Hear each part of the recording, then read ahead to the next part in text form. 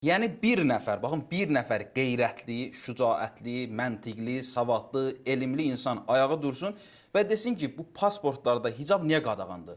Axı üz cizgiləri görsənməlidir.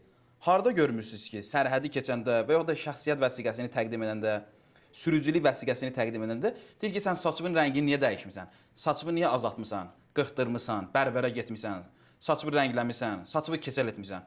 Nəyə baxır? Üz cizgilərinə baxır. Haçan gördünüz ki, məntiqli, ağlabatan bir dəlil yoxdursa, bilin ki, onun dalında bir qərəz var, bir plan var, sifariş var. Bu da onlardan biridir. Məktəblərə baxanda görürük ki, hicablı qızlarımızın əksəriyyəti ədəbli, əxlaqlıdırlar, savadlıdırlar, dərslərini yaxşı oxuyurlar. Nə qədər qızlar görmüşəm ki, hicablıdır, 700 bal toplayıb, 650, 630, 670 və s. yüzlərlə var. Yəni bu hicabın elmə heç bir manəsi yoxdur, heç bir ziddiyyəti yoxdur, heç bir problemi yoxdur. Niyə bu düşmənçiliyi yaradırsınız? Çünki ağıllı, məntiqli bir cavab yoxdur. Ağıllı, məntiqli bir cavab da olmayandan sonra bunun arxasında plan var, sifariş var, göstəriş var.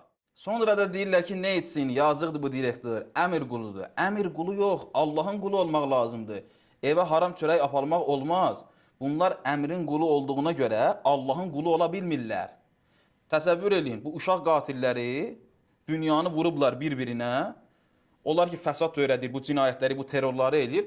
Deyirlər ki, o da əmir quludur. Əmir qulu olub, gərək fəsad törədəsən, günahı təbliğ eləyəsən, Allahın hökmləri ilə mübarizə aparasan.